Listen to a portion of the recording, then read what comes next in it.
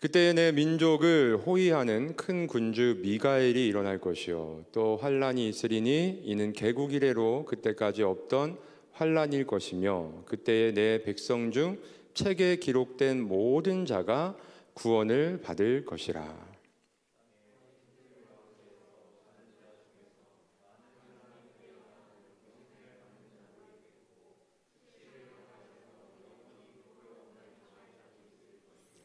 지혜 있는 자는 궁창의 빛과 같이 빛날 것이요 많은 사람을 옳은 대로 돌아오게 한 자는 별과 같이 영원토록 빛나리라. 마지막 때까지 이 말을 간수하고 이 글을 봉함하라.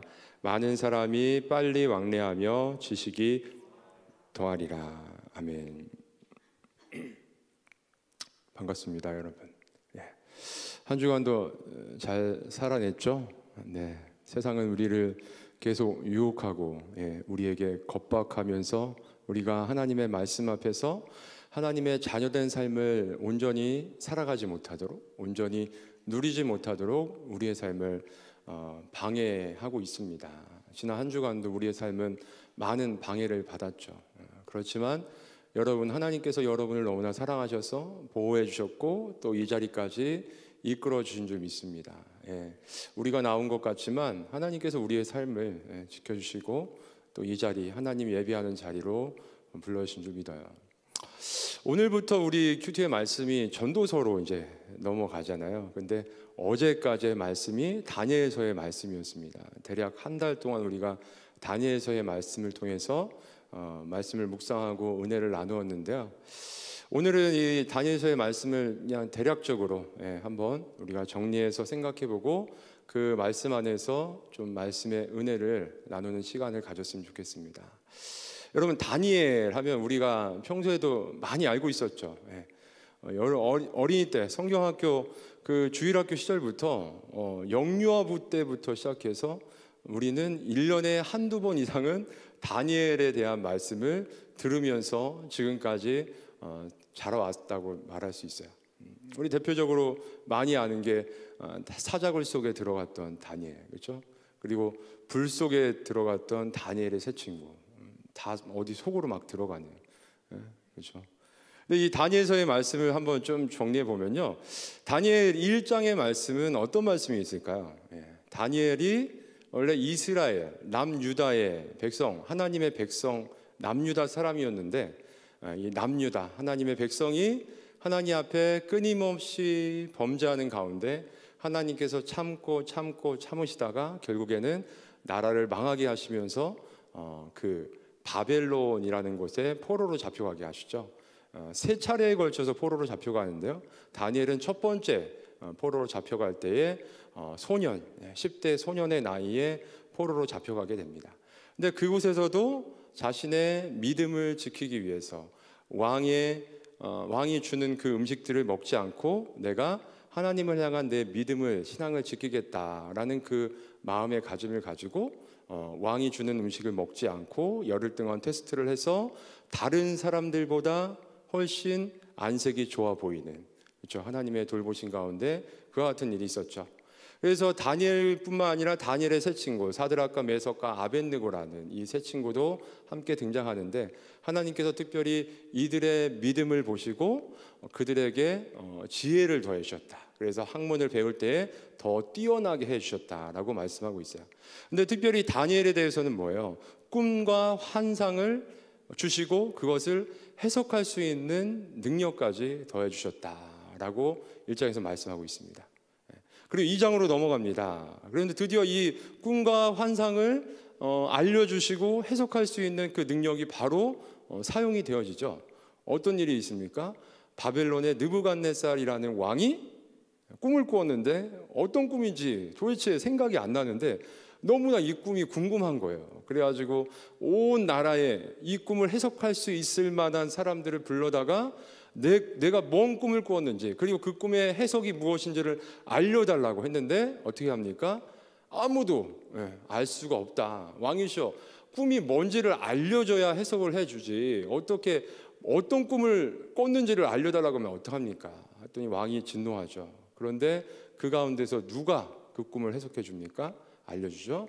다니엘이. 자신의 능력이 아니라고 그래요. 하나님께서 자신에게 이 꿈이 어떤 꿈인지 알려주셨고 그 꿈의 해석까지도 알려주셔서 왕께 알려주겠습니다 라고 이야기를 합니다. 그래서 왕이 하나님을 막 찬양, 너가 믿는 하나님 정말 대단한 분이구나, 하나님을 찬양합니다.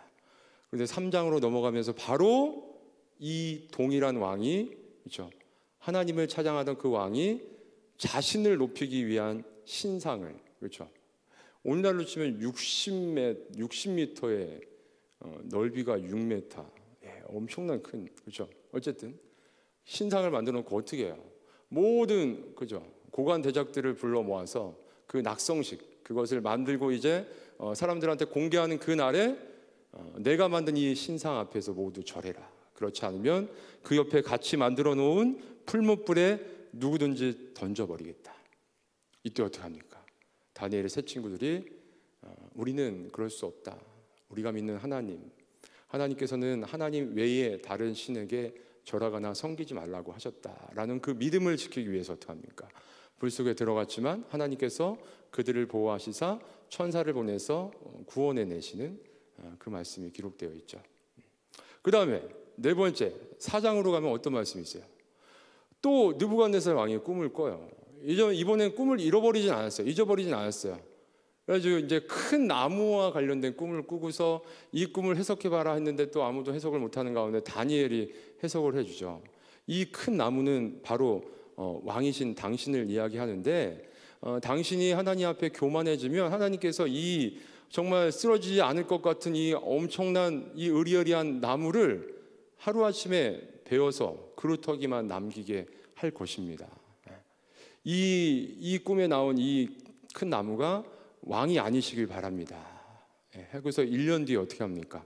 그 왕이 하나님 앞에 세상 앞에서 자신을 높이는 그와 같은 말을 하다가 바로 그날 하나님께서 말씀하신 대로 짐승처럼, 그렇죠, 사람들에게 쫓겨서 그 왕의 자리에서 쫓겨나서 들짐승처럼 하나님이 정하신 어떤 기간 동안 생활하다가 다시 하나님 앞에 돌이키고 다시 그 자리로 회복되는 말씀이 기록되어 있죠.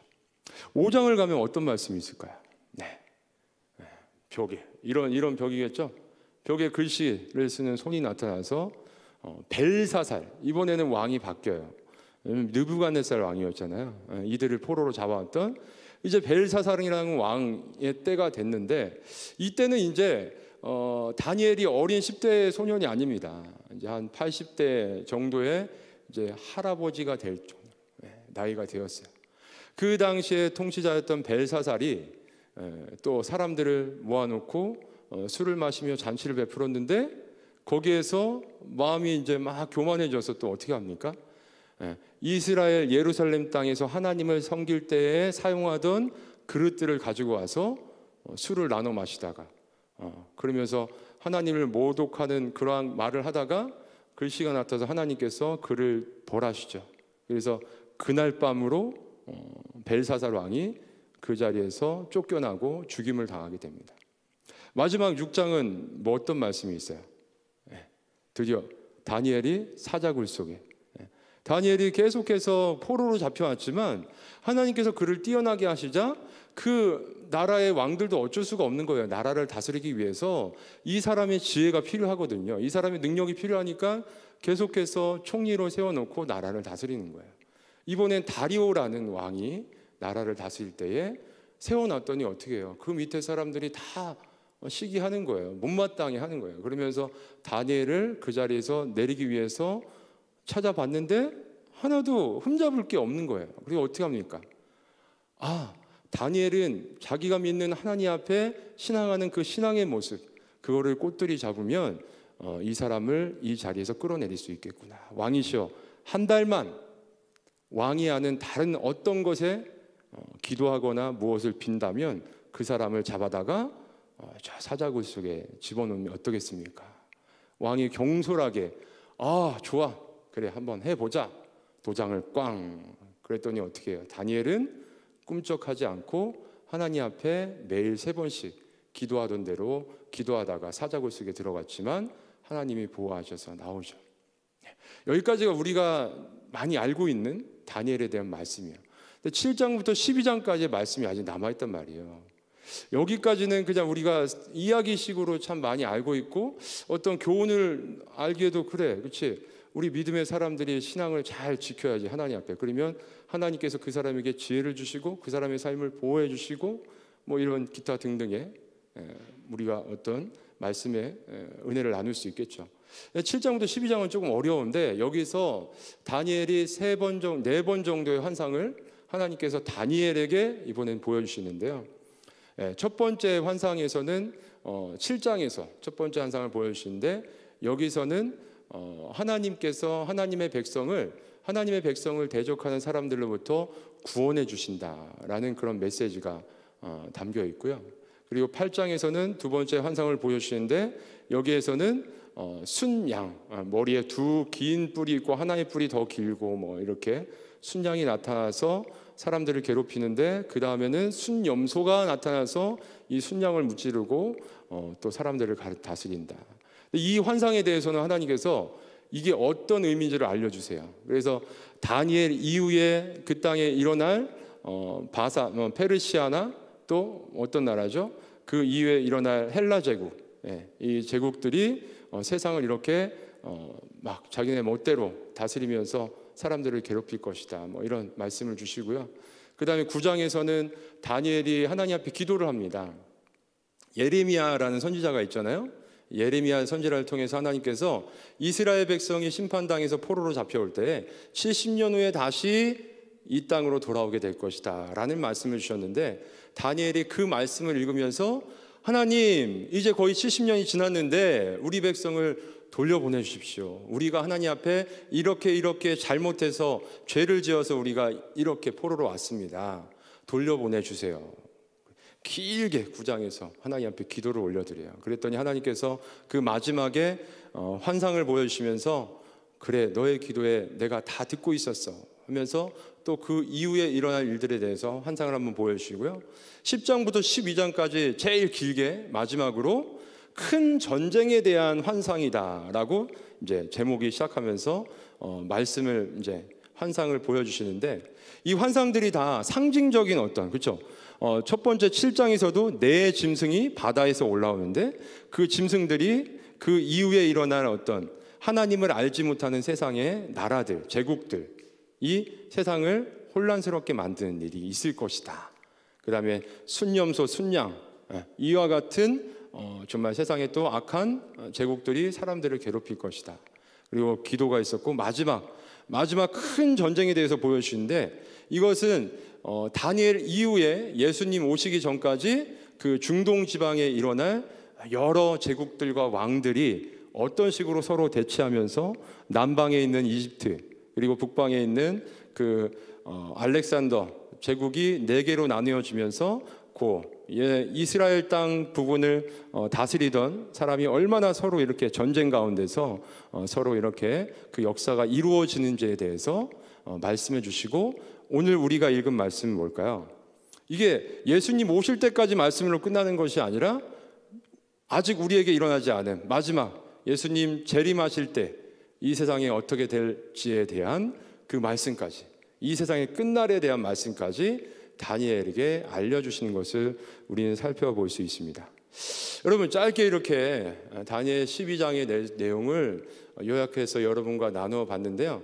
이 말씀을 통해서 우리가 생각해 볼 수 있는 게 몇 가지가 있어요. 첫 번째로는 세상의 왕들, 그렇죠? 세상의 왕들이 지금 이 다니엘서의 말씀에 나오고 있는데, 이들의 특징이 있습니다. 이들의 특징이 뭐예요? 이들에게는 하나님을 향한 믿음이 없어요. 그리고 스스로 교만하여서 자기들이 높아지고자 하는 그 삶의 목적을 두고 그것을 향해서 자신들의 삶을 끊임없이 달려가는 그 세상 왕들의 모습을 다니엘서에서는 우리에게 말씀해 주고 있어요. 그들에게 하나님이 없이 그들이 어떻게 한다고요? 자신들의 삶이 하나님이 되어서 자신들이 최대한 높아질 수 있는 곳을 향해서 끊임없이, 그것은 뭘로 볼 수 있어요? 자신이 다스리고 있는 그 땅덩어리만으로 부족해서 주변에 계속해서 끊임없이 정복 정쟁을 하면서 자신의 땅을 넓히고 자신의 세력을 확장하려고 하는 모습을 통해서 우리는 그것을 발견할 수 있죠. 근데 이 모습이 여러분, 세상의 사람들에게만 이 다니엘서의 말씀에만 나오고 있습니까? 아니죠. 오늘날 이 세상의 모든 사람들의 모습 가운데 모두가, 그렇죠, 이 높은 왕과 같은 자리에 있지는 않지만 각자 삶의 자리에서 어떻게 살아가고 있어요? 그렇죠? 하나님 없이 자기 스스로 자기가 정해놓은 높은 자리를 향해서 끊임없이 그것을 이루기 위해서 달려가고 있는 것이 세상 사람들의 모습이 아닙니까? 그리고 혹시 우리의 모습도 여기에 들어가 있진 않나요? 우리는 하나님의 백성으로서, 예수님 믿고 구원받은 자들로서 예전에는 그와 같은 모습으로 살아갔다 하더라도 이제는 예수님 믿는 사람으로서 하나님께서 우리에게 원하시는 삶의 자리로 삶의 모습이 바뀌어야 되는데, 여전히 우리의 모습 가운데도 이 다니엘서에 나오는 이 왕들의 모습, 세상 왕들의 모습과 같은 모습이 없는지 우리는 오늘 말씀을 통해서 좀 생각해 봐야 할 것 같습니다. 그렇다면 우리는 어떤 모습으로 살아가야 될까요? 다니엘처럼 살아가야겠죠, 그렇죠? 다니엘은 어떻게 했어요?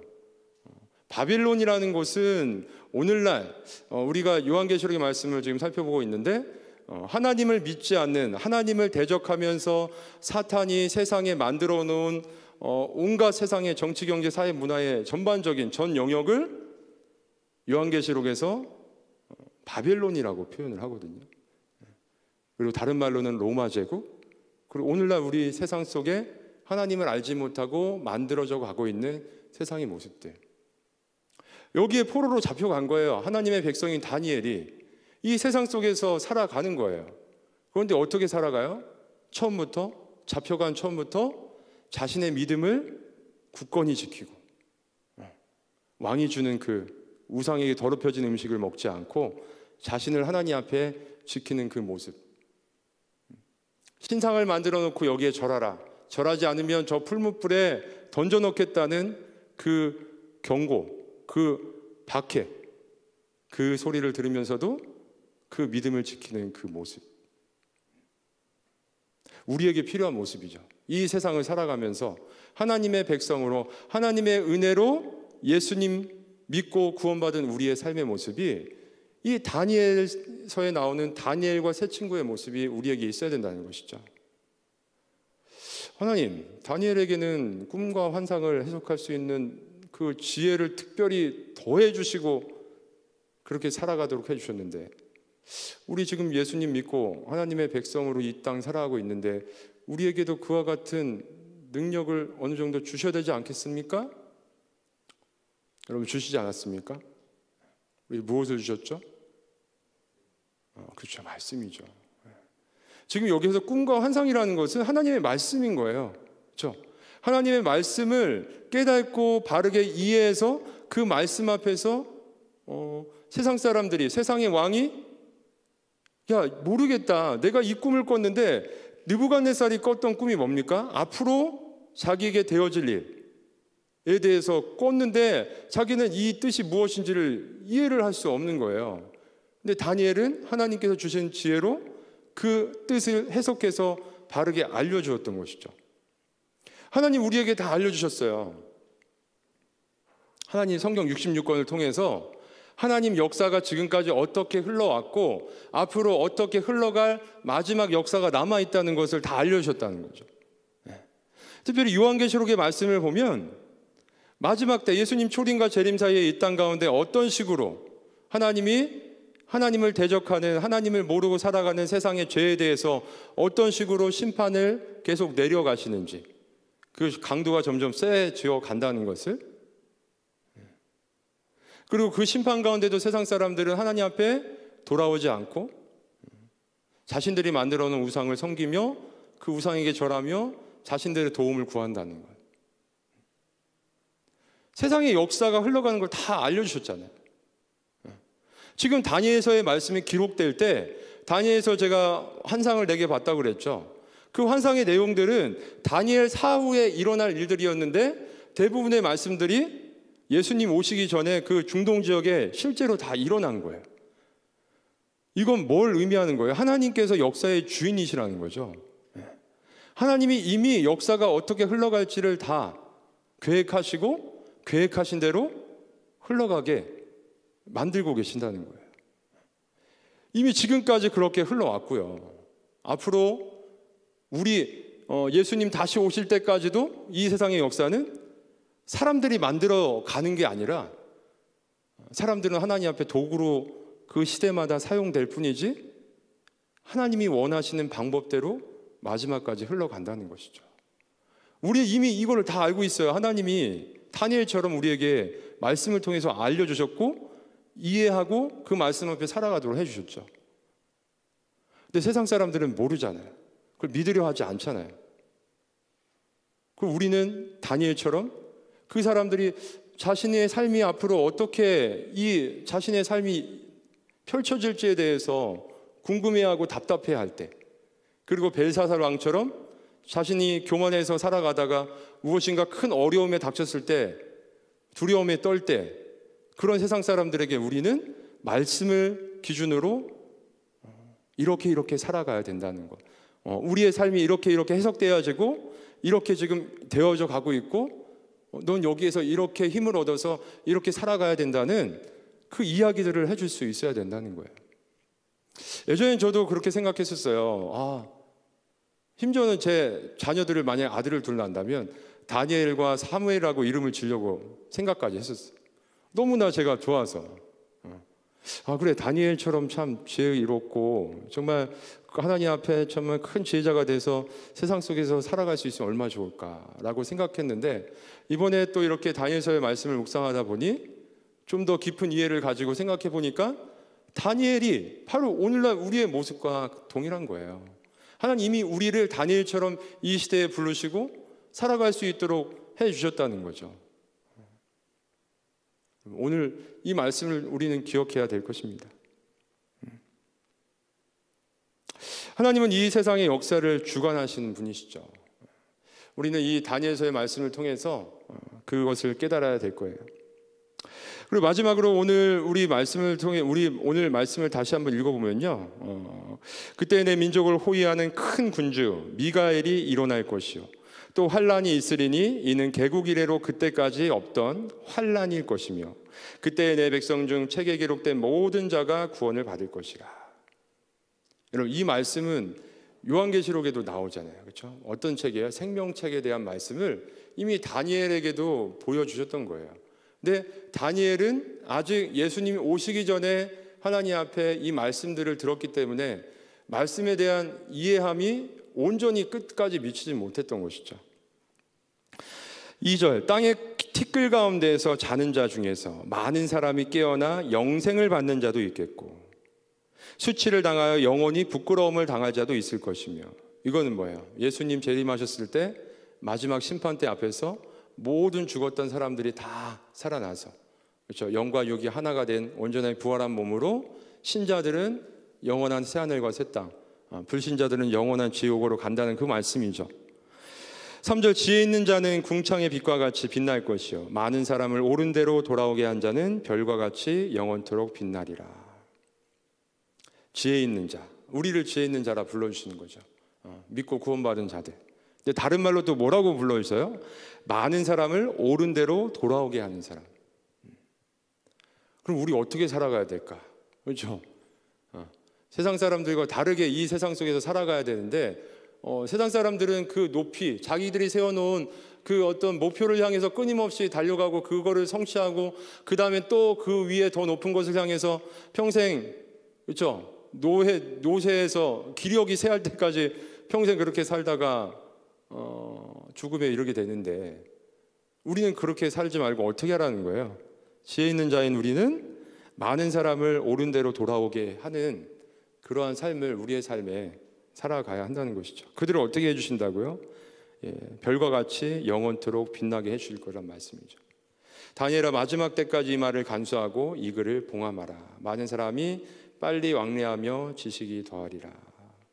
오늘날 세상의 모습이, 그렇죠? 빨리 왕래하며 지식이 더하는 세상을 우리는 살아가고 있죠. 여러분, 세상을 살아가면서 참 이럴 땐 어떻게 해야 되지? 저럴 땐 어떻게 해야 되지? 많은 고민들이 있게 되죠. 그럴 때마다 이거를 어디 가서 누구한테 물어보고 풀어보지? 내 다음 스텝은 어떻게 밟아야 될까? 이런 거 많이 고민되잖아요. 청년 때 더 그렇잖아요.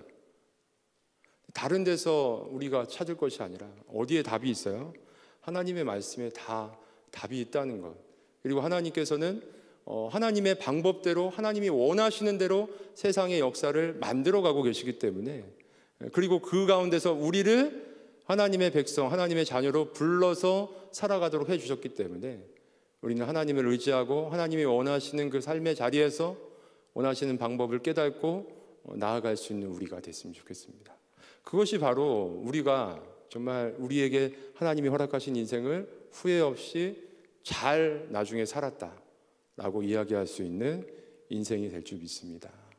우리 청년부가 2022년도 정말 그렇죠? 함께 말씀 안에서 이렇게 신앙의 성숙을 이루어 갔는데, 계속해서 우리 연말에도 2023년에도 계속해서 하나님의 말씀 앞에서 우리의 삶을 돌아보고 고민하며 함께 세워져 갈 수 있는 우리 청년부가 되기를 주님의 이름으로 간절히 소원해 봅니다.